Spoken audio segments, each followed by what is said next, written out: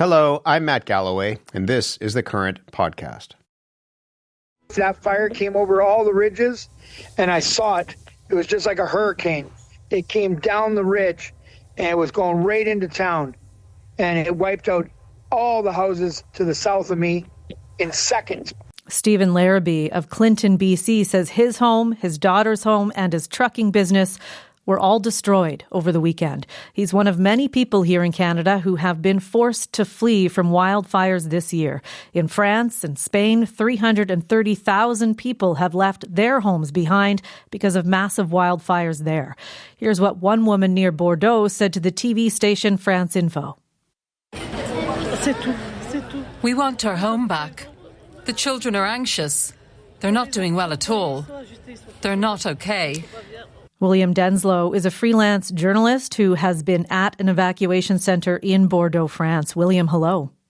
Hi, good to be with you. What's happening right now with the fires where you are? Well, I'm here in the centre of Bordeaux, and if you weren't checking the news, you might not be too aware that there is a fire quite literally at the gates of the city. That's according to the mayor of Bordeaux, but things can change ever so quickly. Now, this wildfire that has been raging for days now and has consumed more than 40,000 hectares, that's around 4 times the size of the capital, Paris. It's it's around 15 kilometres, less than 10 miles from the city of Bordeaux itself. Now, you mentioned the evacuation centre. More than 200,000 people in this region in southwest France have been forced to flee their homes. Overnight, roughly 700 people were forced to stay at this evacuation site, and more resources are being provided there. Legal assistance and huge questions are now being asked for those people that have been forced to evacuate. What happens next? Officials warn that this fire could take weeks, if not months, to put out. So for their livelihoods, there are huge questions to remain. It's been described on the economic front by one official as a clap of thunder for the region that relies so heavily, of course, on winemaking, on tourism as well. Tourists have been told not to come here. So plenty of questions. And this all comes as firefighters continue their tireless work to keep the fire at bay from the city and to stop it spreading yet further. It sounds busy where you are. Tell us a little bit about the scene right where you are today. Well, where I am is right in the centre of Bordeaux. This is an opportunity to see exactly how the city is preparing. The mayor says that all eventualities are being explored. For those here, they're really going about their normal lives. Bars, restaurants remain open. Some tourists are still here, despite the warnings from some not to come to the region.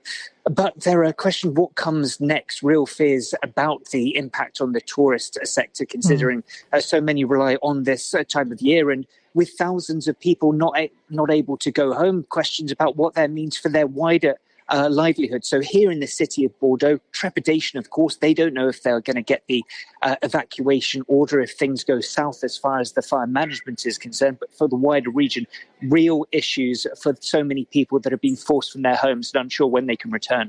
Do we know anything of homes that have been damaged already in perhaps outskirts?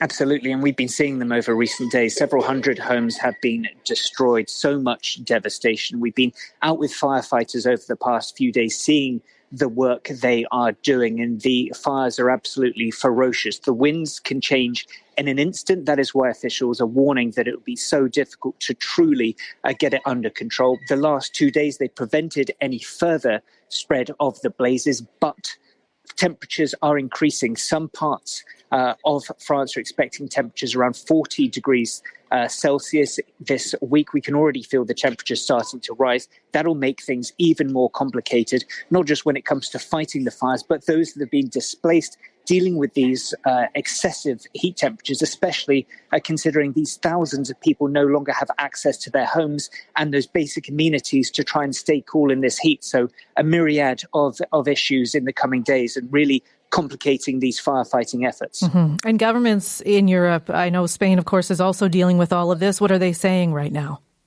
Absolutely. Well, we've heard from Pedro Sanchez, the country's prime minister. He said that this is really an existential issue of climate change. That's something that we're hearing time and time again from officials, be them in Spain, in France. They've said that these conditions at the moment are simply unprecedented. It has been a drier summer and drier few months than these regions that do get hot, but not this level of heat. This is yet just the latest in a series of heat waves that have blanketed parts of France, parts of Spain, really across so much of Europe in recent months. The European Union has said really in candid remarks over recent days that they're simply ill-prepared to deal with these changing conditions. More resources have been sent. The likes of Turkey has sent aircraft to Spain and France to help battle the blazes. The European Union has done the same. But essentially, the takeaway we're hearing from leaders is that more needs to be done and a change of mindset is required as these temperatures continue to rise. This is a continent that's warming faster than any other. Are we seeing other countries pitching in and helping to fight these fires at this point? Who's all out there?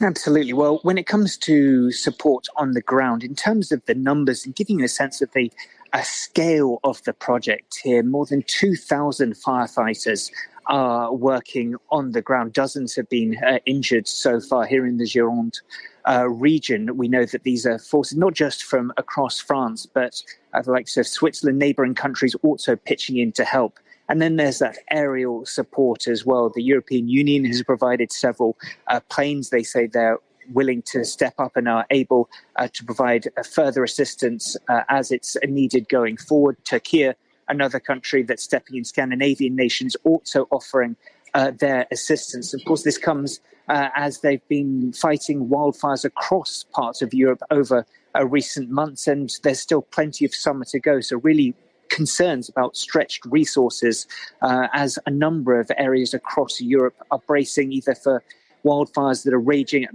currently or fears that they could be next.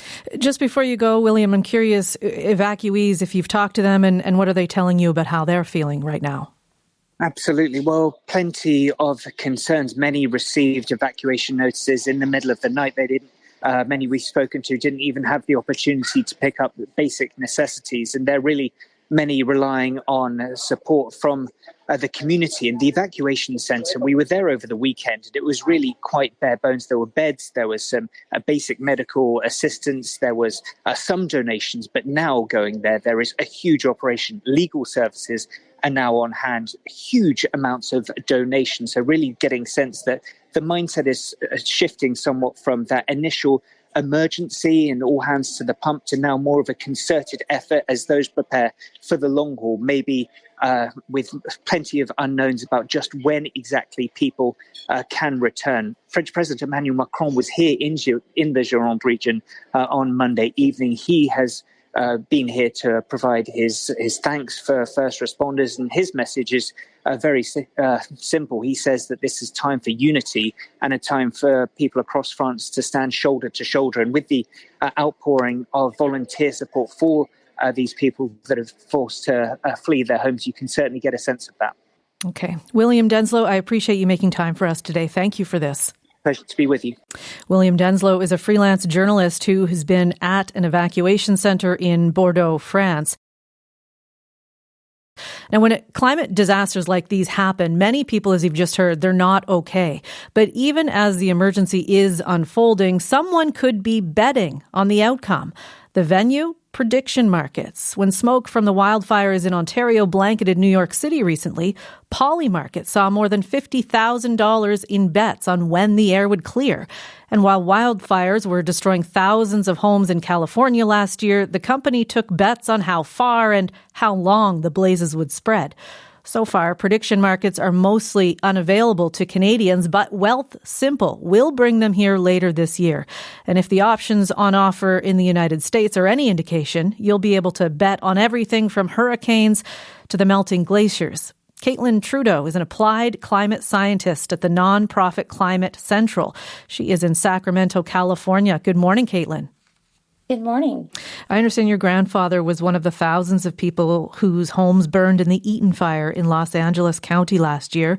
We know 19 people were killed in that fire. And, you know, knowing the pain that people go through these times, for instance, people who survived the fire, the Eaton fire, told High Country News magazine that they found the betting around it upsetting. You know, despite all the pain that people are going through, there's this side sort of hustle of people making money. The one person called it morally reprehensible, another called it crass and heartless. What words would you use to describe it? I mean, yeah, I would have to agree. I think morally reprehensible is a pretty great way to say it. It just feels like very like devoid of human empathy, you know? And I don't think people necessarily are trying to be, you know, that way, but I think it's unfortunately too easy for people to kind of put out of their minds that these are real people. This isn't a game. You know, people are losing their homes, their lives, everything they've worked for in their entire life and their communities, you know? And so it does feel very cold and heartless. It's really kind of like really difficult for me to kind of wrap my head around. You know, there is this argument that the makers behind Poly Market will make is that a group of people making a wager collectively can actually provide more reliable, for instance, forecasts than polls or focus groups or perhaps those that are forecasting where a fire would grow next. Do you buy that there's some merit in having these sorts of bets available to people? I'm not convinced specifically for when we're talking about wildfires. I mean, you know, we already have a lot of forecasts. We have a really good understanding of the factors that play into, you know, how wildfires spread. Even utility companies have like entire teams of meteorologists that are looking and forecasting weather conditions. So I guess I'm just not sure how people betting on those kinds of things would improve our understanding. Do you worry too? I mean, the prediction markets might give people an incentive to set fires. Earlier this year, a trader in France made a profit after allegedly betting on the daily high temperature, then actually tampering with a weather station in Paris. And wildfires, you know, they can start through arson, and there's a potential here that someone could profit off starting a fire. Do you think that's a real concern? Absolutely. In the United States, most fires are caused by humans. It's not necessarily to say it's arson, but you know, humans are causing most of the fires that we experience. And when you put a financial incentive in front of someone, I think that makes it all the more complicated and dangerous. And I think even if it's someone who isn't going to start the fire, maybe it's someone who is a firefighter or a fire captain, someone who has a say in, you know, how many tankers they're going to send out and, you know, how they're going to attack the fire. Like, I feel like in that situation, there's this possibility for people to manipulate the situation. And that's really concerning to me. Okay. Caitlin, thank you for this. I appreciate your time. Yeah, thank you so much. Caitlin Trudeau is an applied climate scientist at the nonprofit Climate Central. She was in Sacramento, California. Moran Cerf is a neuroscientist and business researcher at Columbia Business School and has been digging into the psychology of all of this. He published a study about how prediction markets can affect people's attitudes around climate. Moran, good morning. Good morning, Rebecca. For those who are new to this, I want to start with how does betting in prediction markets work for things such as wildfires? Pretty simple. Someone puts a list of ideas, say, will the wildfires size grow in the next 24 hours? And some people who say, yes, it will, can put their money where their mouth is by saying, I'm putting $1 that it will. And some who say, no, it's not going to happen, put their money where their mouth is and they say, no, it's not going to happen, and here's $1 for that. 24 hours later, when something happens, we can see who was right, and that person gets both his money back and the money of the other person. So you were interested in looking at how people use these prediction markets to bet on climate and what it might mean. Give us an idea of what your study was looking at specifically. So back before prediction markets were a thing, we started a simple one experimentally to see what happens to people when they make those predictions. And as you heard, besides having all the negative incentives and the analytical components of that and the inside trading and so on, we asked the question, is your brain changing by playing in those games? And the answer is yes. As you play, you become become more immersed in the story, you start to see more nuances, you learn more facts, and sometimes even change your mind about the topic because you see that it makes you money to be on a certain position. And how did you come up with that result or that observation? Tell us about your study. Sure. So we basically brought people and had them make predictions on future events in the climate space, whether it's disasters or policies or even information-related stuff like the index tomorrow or something like that.